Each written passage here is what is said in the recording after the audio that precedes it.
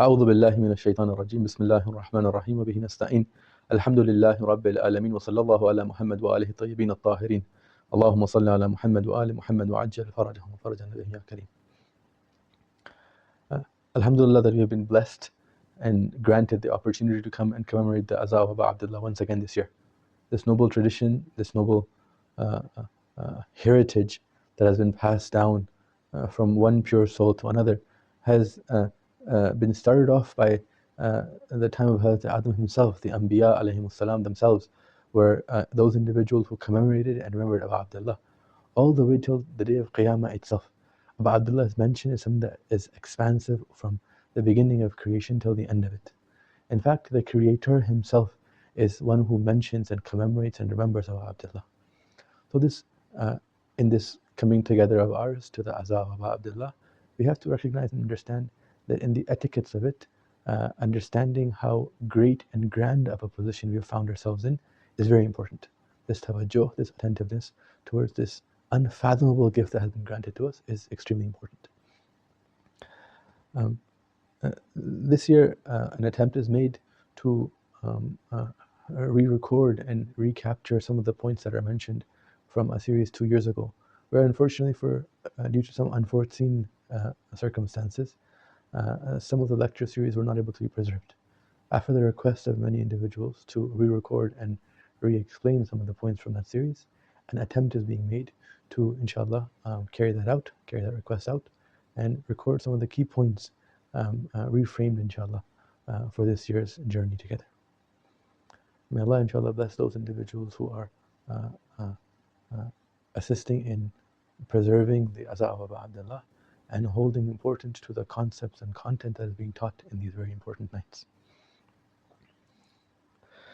See, we have a hadith from the Holy Prophet which tells us that إِنَّ لِلْقَتْلِ الْحُسَيْنِ حَرَارَةً فِي قُلُوبِ الْمُؤْمِنِينَ لَا تَبْرُدُ أَبَدًا.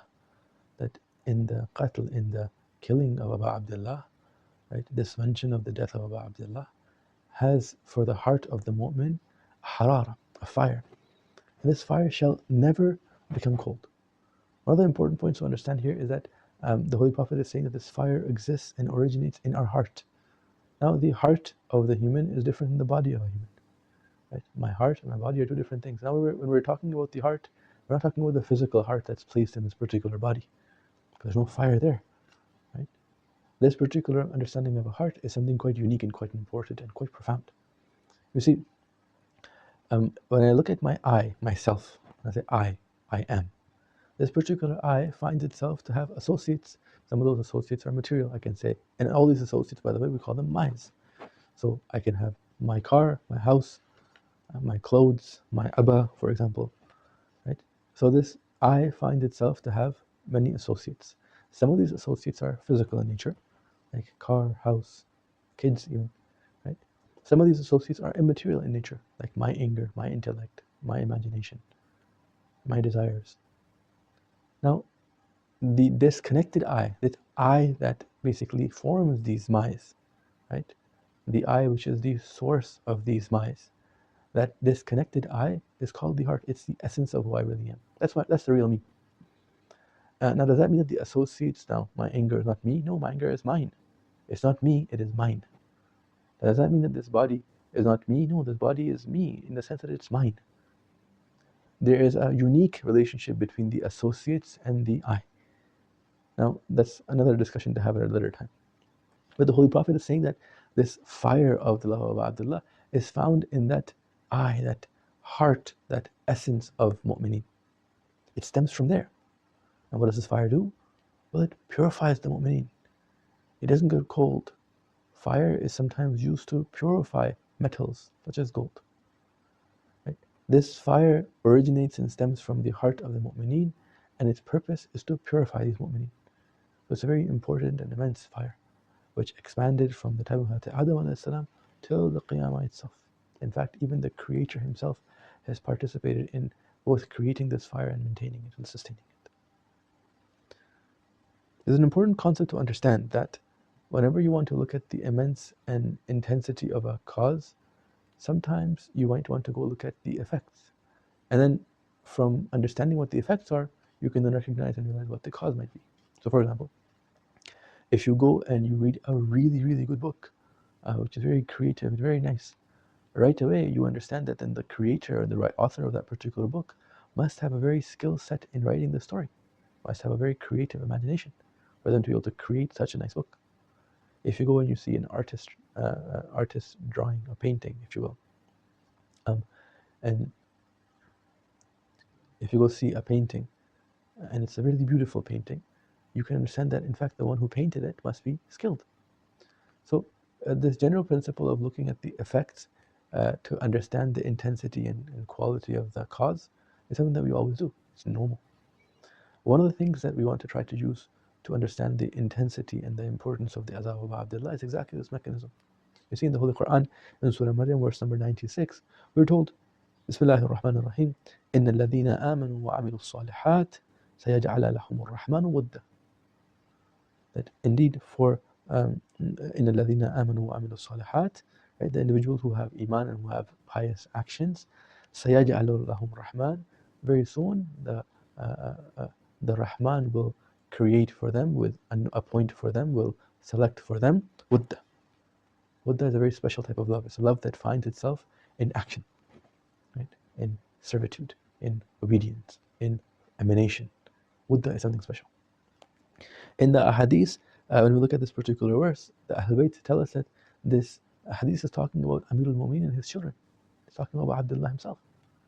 It's talking about the fact that they had such high levels of iman and such high level of a'mal salih that Allah subhanahu wa ta'ala placed this immense wudda for them in all of creation. From the time of Adam alayhi salam till Qiyamah itself, any aspect of creation which was pure accompanied itself with the understanding and love of Abdullah. So when we look at now the expansive nature of this effect, an effect that encompasses not only creation but the creator himself, he himself is one who mourns about Abdullah. Ziyarat Ashura is a hadith Qudsi according to our riwayat. It is a hadith which Allah himself has given to mankind. This immense ziyarah of ours shows that even Allah himself is a mourner of Abu Abdullah.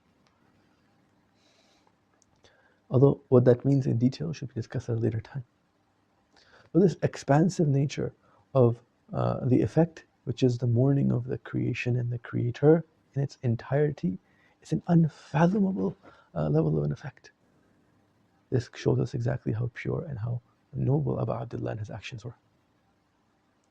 It shows how lucky and how fortunate and how blessed we are that Allah subhanahu wa ta'ala has granted us life and connected in that life us to Abu Abdullah himself, such that we're able to come and commemorate the azab of Abu Abdullah.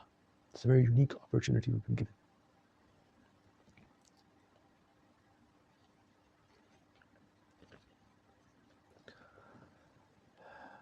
Having talked about the importance of the Aza and this institution which the Ahl Bayt themselves have founded and ensured the development of, we also want to talk about this series of talks that we're going to be having, that we're trying to re-record. You see, in these series of talks, we want to look at this very unique core belief system of ours. It's called Imamah. And see that, well, how does this particular core belief system present itself and come and display itself in our 24 hours? You see, in Islam, we have core belief systems. We have the belief in Tawheed, the origin. We have the belief in Ma'ad, the destination. And we have the belief in the in-between, this divine wilaya.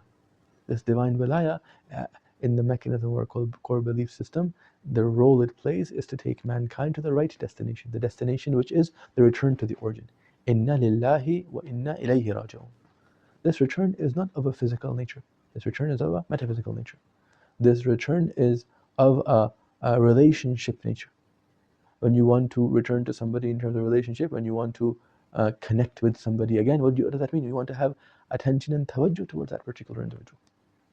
So this responsibility of the divine wali is now to create this attentiveness, this focus, this attention of Tawheed in all of creation, to take mankind by the hand and open their eyes to the reality of Tawheed and make them attentive of it in every aspect.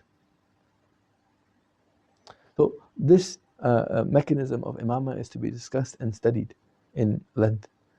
But the journey that we want to take doesn't start with that. You see, if in our if the usul of the deen are the roots of our belief, our tree of belief, and the furu and our ahkam and our actions are the branches of this particular tree, then if we're talking about the mechanism of this particular lively, life-giving, and live tree, then our discussion and our journey starts with termites.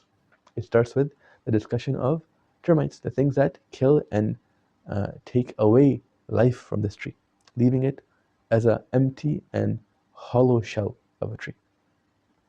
You see, we want to look at the different types of termites. How do they occur? Are they only in najasa and tahara?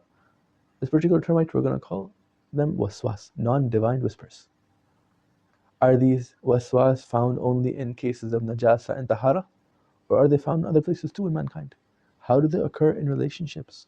How do they occur in our day-to-day activities? We'll discuss that extensively, inshallah. Then we'll continue and look at how they occur in our core belief system, the belief system of Imamate itself. And we'll culminate and see that what impact does it have when you have waswas afflict and affect the Imamah core belief system. And we'll conclude with the correct understanding of how Imamah should be understood and how it should be preserved and maintained. So I said waswas are exterminated away from any aspects of this tree. These termites are exterminated, and the tree is preserved in its healthy and lively form. So the journey that we wish to take in the next few nights, inshallah, starts with the idea of waswas and ends with the idea of the living tree, inshallah.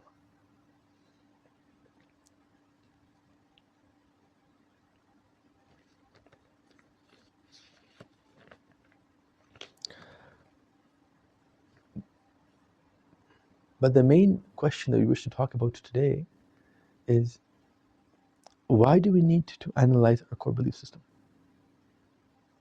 Why is it? What's the importance of analyzing our core belief system? Is it a need? Is it important? Aren't there other things that we can discuss and talk about? Why is this particular topic a topic of discussion this year? What was so important that this information had to now be re-recorded? This is an extremely important question to answer. Today we hope to only answer this particular point, and inshallah continue the series from the further points in the latter sessions. So why is it important to consider our core belief system and see does it have waswas and termites in it or not? Well, you see, the belief in a core belief system is not an arbitrary question such that if you believe and have a core belief system or if you don't have a core belief system, it doesn't really matter. You see, we are not of the a person who comes and claims that, look, I have good etiquettes, I have a pious lifestyle where I don't lie, I don't cheat, I don't do bad things, right? I maintain this idea of ethics in my life even, right? I don't do bad things, I don't harm individuals, but I don't have a faith, I don't have belief systems, I don't have a belief in a higher deity.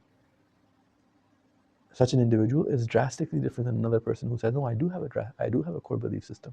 These two individuals, it's not the case that the difference in them is one of conjecture. It's one of construct. No, the difference between these two individuals is one of essence.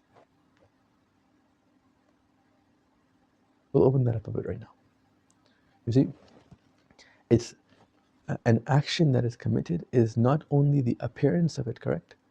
The understanding and the vision and the worldview and the method of understanding and looking at reality, that is an extremely important aspect of the action. You see, sometimes we perform a particular action, right? And the meaning and the thought behind it is what gives value to that action. In fact, that thought behind it is almost always the thing that gives value to the action. If a friend asks you for help and you got up to assist that friend only because you wanted the friend to return the favor to you in the near future, are you really a friend? You see, why that particular assistance took place and with which mindset that assistance took place drastically changes the person assisting. In the apparent sense, person A and person B could both be assisting their friend. But the fundamental and foundational reason as to why they're getting up and helping their friend changes them drastically. They're not the same. أَفَمَنْ كَانَ مُؤْمِنًا كَمَنْ كَانَ فَاسِقًا لَا يَسْتَوُونَ. This verse of the Holy Quran, which is also repeated in Dua Kamil that you recite often, is telling us that in its entirety, a mu'min and somebody who's not a mu'min, they're not equal. You see, when would you have to say such a thing? Meaning, does the Quran come and say, look, the sky is blue? No, it doesn't, because that's something that's obvious. When the Holy Quran comes and states facts like these ones, many a times because there's a wool being pulled over the eyes of humanity, where people get lost in the appearance of things and forget the actuality thing, the actual reality behind those appearances. You see, if both person A and person B get up and hold the door open and be nice and smile and are kind and do this and do that and so on and so forth, it is very easy for a person to fool themselves into thinking that they're actually the same. They're not. The reason as to why that particular action was performed is in of itself the very thing that changes the action itself. The hand that is reaching out for the sake of self-righteousness and self-pleasure and self-centeredness is very different than the hand that reaches out with no consideration of the self at all, which reaches out only because assistance and helping is something that is good to do. You see, the action that is performed is drastically impacted by the intentions which cause it to be performed. The tawajjuh which enables that particular action to come about. Rather, the tawajjuh that finds itself in the form of the action. So, having said this, we're living in an era and a time now where a lot of actions and a lot of claims seem to be made.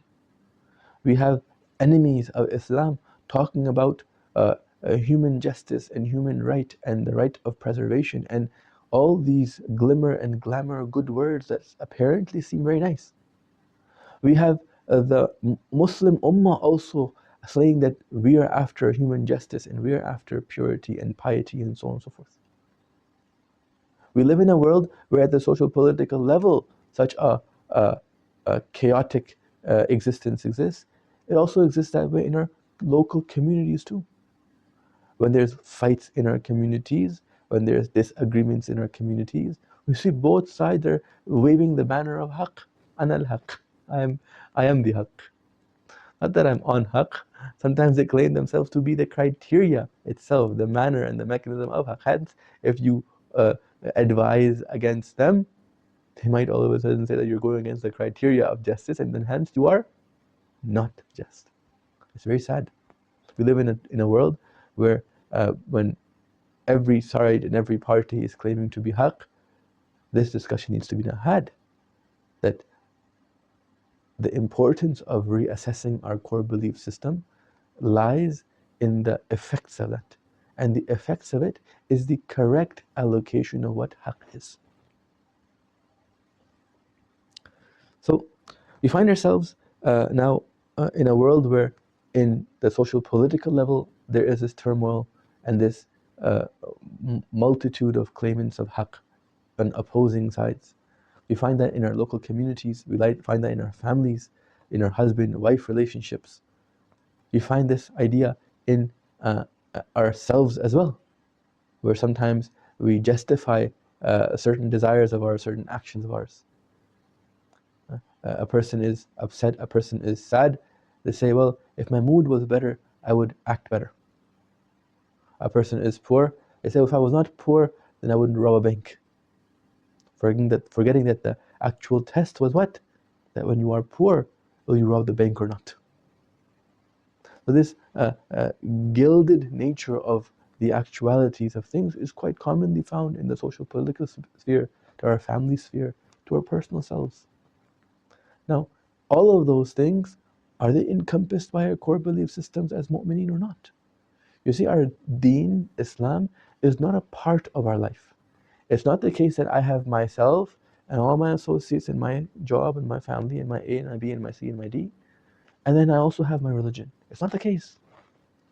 Our religion is not a part of our life. Our religion is our life, the entirety of it. From the innards of belief and worldview to the externals of action and silence at times. all of it in its entirety is encompassed by a religion. So by definition now, understanding that if this religion of ours has been affected by termites or not is a very critical and important thing to do.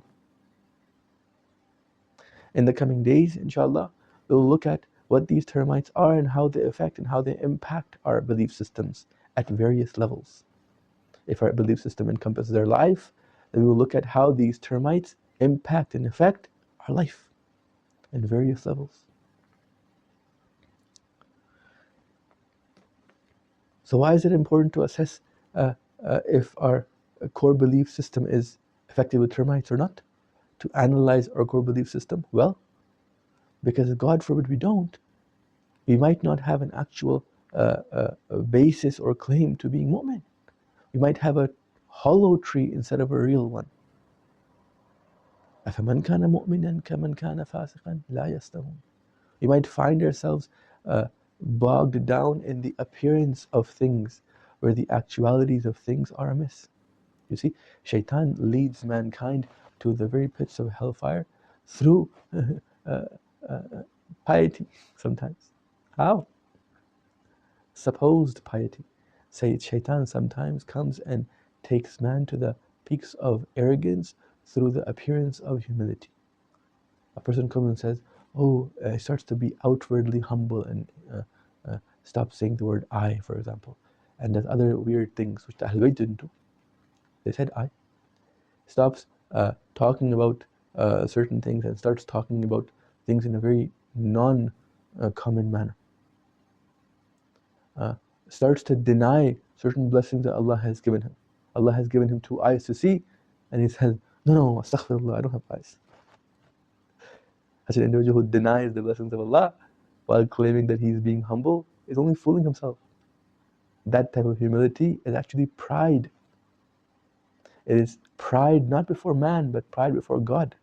This person is saying that I will deny that which God has given me and reject that which God has given me, and that's the path I choose, and I declare humility to be that. While in reality, humility is something completely different. We'll talk about that later, inshallah, in one of the lectures to come. So, you see, this idea of our mortal enemy, this great oppressor, this great deceiver, is extremely important to understand that his deception leads mankind to arrogance through humility sometimes, the appearance of it. It leads mankind to the lack of religion through the appearance of religion. A person says, oh look, I fast, I pray, I have a beard. You see, God, I deserve heaven. Astaghfirullah. Shaitan comes and takes mankind from the appearance of piety towards the very pits of hellfire. So if this core belief system is afflicted with termites, such a thing occurs. A person feels entitled to effects and rewards and so on and so forth, and forgets that there are bestowals and blessings. A person feels that they have become the cause for which Allah and His action, na'udhu billah, become an effect. This is the very essence of what happens when our core belief systems find themselves in termites. I mentioned some instances of that. So I hope we can now see that in fact it is an important and essential aspect to consider, that we reanalyze and assess our core belief systems and see, hey, are these impacted and affected with termites? How do I know that? Well, look at the effects. Is the effect something which is indicative that there's a cause there, and the cause is termites? And if so, then I go about solving those termites. Inshallah, more on this topic will be discussed in the lectures to come, inshallah. One historic example of how a core belief system, life emanating from the belief in Tawheed and Ma'ad and divine Wilaya itself, right? One historic example that comes to mind is one of the representative of Abu Abdullah. You see, as Abu Abdullah leaves from Medina towards Mecca, and he stays in Mecca, many letters come to him from Kufa. All sorts of trees are claiming that they have fruits. And Abu Abdullah, who knows this world and the creator of this world, sends to the Kufans his beloved brother. He sends Muslim ibn Aqil. Hello Muslim, go to Kufa. Muslim is a very close family member and companion of Abu Abdullah. He is the representative of Abu Abdullah. Abdullah sends Muslim to Kufa to go assess and see, are the trees that are claiming to be alive actually alive, or are they dead and hollow inside? So when many letters are sent to Abu Abdullah and Abu Abdullah sends Muslim, Muslim is going on his journey towards Kufa. When he arrives in Kufa, he sees that in the beginning phases of his arrival, many come and greet him, and many pledge allegiance to him, and many, in the appearance of things, display power and unity with Abu Abdullah and Muslim. On the appearance of things, it seems like Kufa is ready for Abu Abdullah. In the appearance of things, this tree looks like it can give fruit. But unfortunately, not a long time passes that Muslim is now praying in the mosque. Ibn Ziyad Mal'un has come to this city, and this Mal'un understands exactly where the termites are. He uses gold and glitter and glamour to breed these termites more and more in these rotting trees of Kufa. These nufus, which claimed purity, but were in fact the exact opposite of that, the impure nufus. Ibn Ziyad comes and cultivates them. Muslim ibn Aqil, when he's praying Maghrib Salah, the masjid is filled. By the time he finishes his Isha, there's only a handful left with him. This representative of Abu Abdullah. Muslim, though, is a person of responsibility. Our role models are that. Muslim is a person of responsibility. He doesn't let go of his responsibility in any time. He recognizes that he was sent here on a mission from his Mawla. He was sent here to do what? He was sent here to come and assess the situation and see if this tree was alive or not. And now that he had sent a report back saying that it seems like there's an appearance of a strong tree, but now that he recognizes that in fact it was filled with termites, he wants to reassess and resend a letter to Abu Abdullah warning him and say, Abu Abdullah, what seemed like a strong, sturdy tree had termites inside. It was actually entirely hollow. There are no fruits to come here. No matter how many promises are made, no fruits are about to come. You see the importance of understanding if there are termites in our tree or not. Muslim is finding himself alone in the alleys, and as he's walking, he's thirsty, he's hungry, he's a traveler in the city. He's not somebody who is from here. Now, an old lady comes and sees that there's about approaching evening time, and there's this man sitting outside. He says, oh man, don't you have a house to go to? It's troubled times in Kufa. Muslim ibn Aqil tells her that, alas, I am Muslim ibn Aqil, I have nowhere to go. This pious lady invites Muslim ibn Aqil into the house. This pious lady invites Muslim ibn Aqil into the house. Look to her, look to the purity of her tree. In a city that is filled with vicious wolves, in a house that even her son was corrupt and false and fake, the genuineness of this lady shines. She says, how can I let the representative of my Mawla leave? She invites Muslim inside to rest. Alas, the enemies find out that Muslim is staying over here. There's corruption everywhere.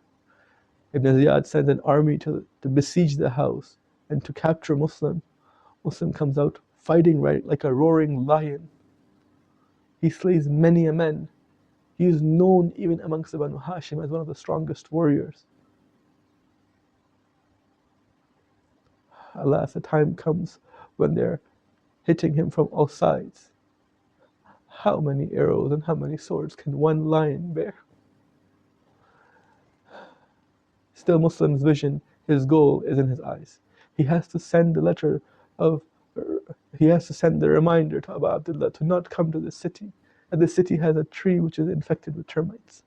When Ibn Ziyad offers Muslim ibn Aqil a chance to live and come and talk, Muslim ibn Aqil comes and says, okay, I will talk.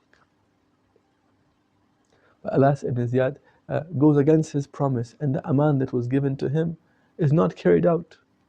Muslim ibn Aqil in the court itself gives proofs and reasons as to why Abu Abdullah is haqq, and how Yazid has in fact betrayed humanity, not just Islam.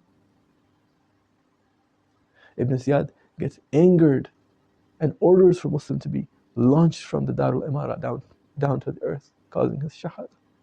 As Muslim is going up to the Darul Imara, I can only imagine that he looks towards his Mawla and says, Ya Mawla, Assalamu alayka ya Aba Abdullah.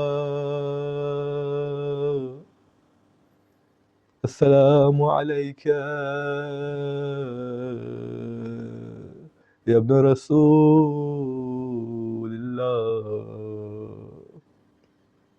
A last Muslim was sent to the city to assess if this claimant, this apparent tree, was fruitful or not, and he found it to be a barren tree infected with termites. And this led to the shahada of the representative of Abu Abdullah in the city. This led to the coming of the caravan of Abu Abdullah to Karbala.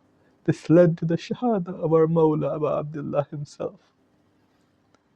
Oh Allah, I ask you for the sake of Sayyidah Zahra to protect this ummah in these times where the appearances of things and the realities of things are getting blurred. Ya Sayyid al-Nisa al-Alameen. Oh Allah, by the sake of Sayyidah Fatima, help us. Clarify and rectify our belief system. Clarify and rectify our lives such that they're based on the belief system. Make sure that the tree of our belief system does not have termites, and assist us in uprooting all infectious termites from our root belief systems. اللهم صل على محمد وآل محمد وعجل فرجه.